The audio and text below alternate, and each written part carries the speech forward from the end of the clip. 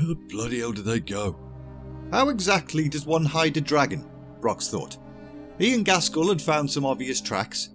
Human footprints, possibly two, but they would have noticed if a dragon launched itself into the air, and they'd seen no such thing. Maybe that way? Through that pass? It's too narrow. But still, the smell of dragon definitely filled Brox's nostrils. He then kneeled down to get a closer look at the tracks. Despite the pass being too narrow, Gaskell's suggestion did in fact make the most sense. At least the riders had gone that way. It was pretty obvious that if the orcs confronted them, the dragon would surely come. And that was exactly what Brox wanted. Treaty or no treaty, this was a good day to die as far as he was concerned.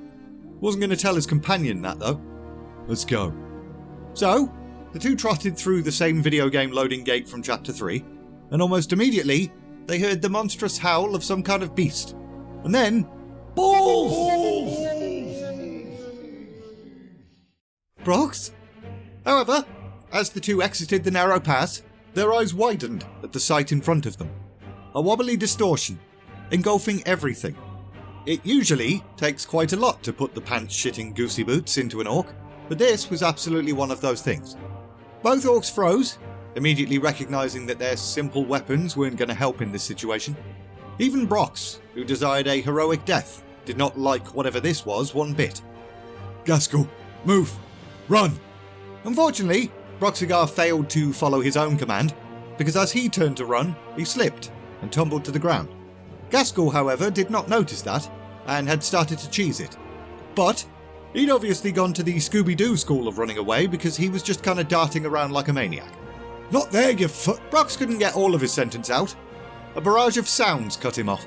The horrific anomaly then expanded, and all Brox could do was watch in horror, as it completely enveloped his young companion. Gaskell's body started to stretch and contract, with his bones cracking and his eyes bulging, ungodly screams coming out of his mouth. At that point, Brox picked himself up and started to cheese it again, but the orc only managed a few steps before the wobbly distortion caught up with him. Every bone, every muscle, every nerve in Krasis' body was on fire. He had no idea what had just happened. 1 minute, he was trying to reach Ronan.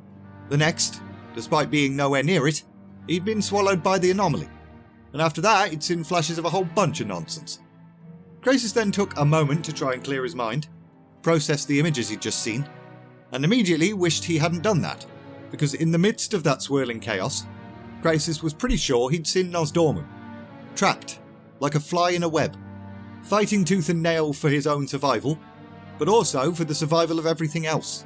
The aspect of time was doing everything he possibly could to keep the fabric of reality from collapsing. Krasis then noted his surroundings. He was not in a mountain pass anymore. He was in a forest. A forest that was so weirdly peaceful it caused the Dragon Mage to wonder if perhaps he'd actually died. But a not-so-heavenly sound then filled the air. What the shit? Are you injured, Ronan? Everything hurts, but nothing seems broken. Where are we? I'm not sure. I feel like I should know it, but... Krasis? What's wrong? It's nothing. Just not fully recovered yet. My weakness will pass. Krasis noted that Ronan already appeared to be sitting up and stretching, which didn't make a lot of sense. Why would a frail human be recovering faster than a dragon? So, with grim determination, Krasis also sat up and looked around. The region certainly did look familiar. Krasis was certain he'd visited it at some point. But when? When had he? However, the simple question of when then filled Krasis with sudden dread. Ronan, wait here. I'll scout from above, then return shortly. Is that wise? It's absolutely necessary. Krasis then stretched out his arms.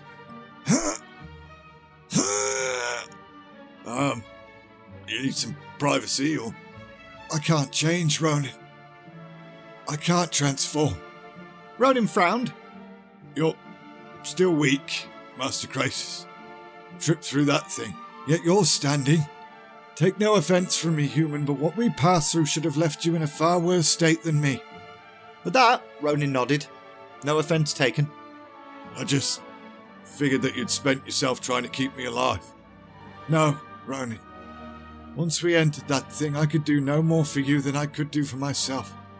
In fact, if not for Nosdormu. Nosdormu? What's he got to do with our survival? You didn't see him? No. Crisis then described what he'd seen, and Ronan stood there with a big old shocked look on his face. Impossible. Terrifying. And now I must tell you that even if he did save us from the raw forces of the anomaly, I fear he did not send us back to where we came from. Oh, I can see that. Or even when. When? What do you mean when?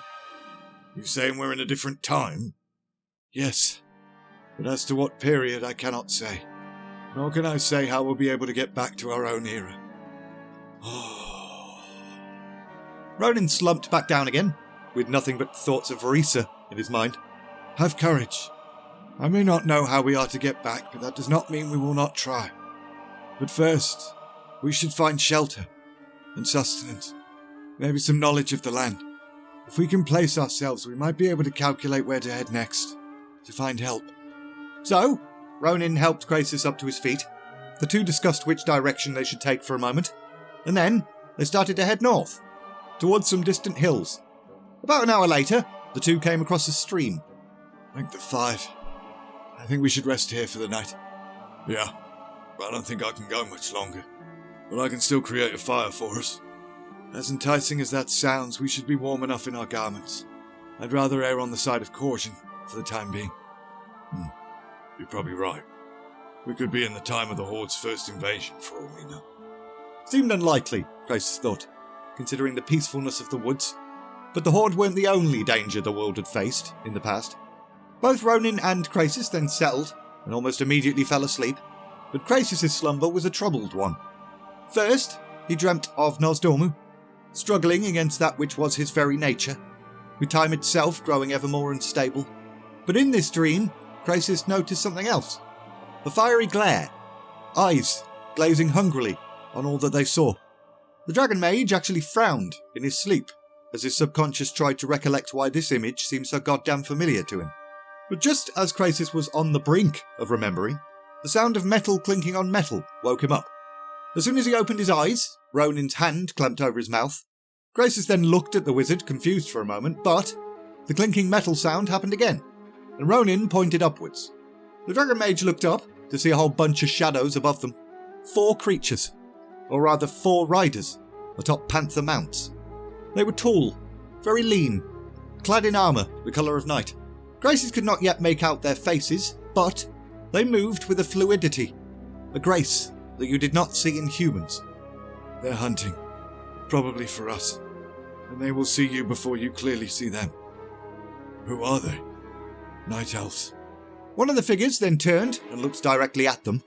Obviously they'd heard that whispery conversation. So Crisis immediately grabbed Ronan.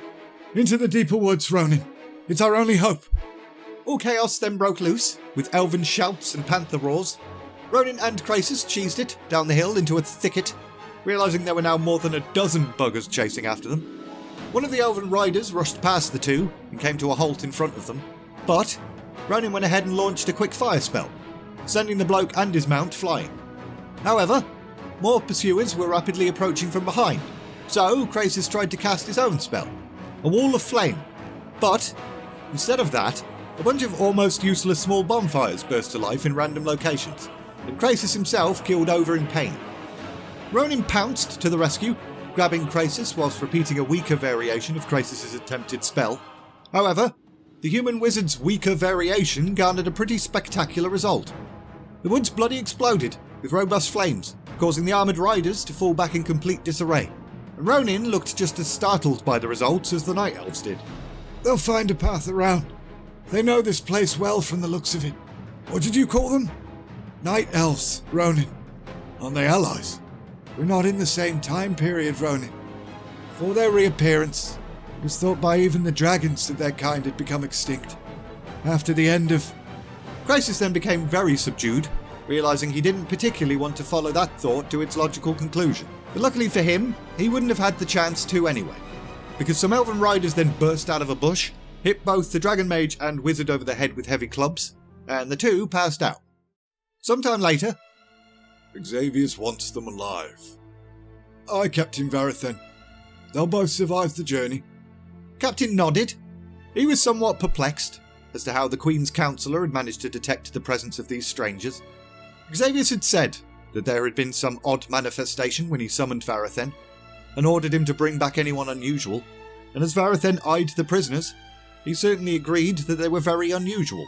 One of them looked vaguely like a night elf, but with very pale skin.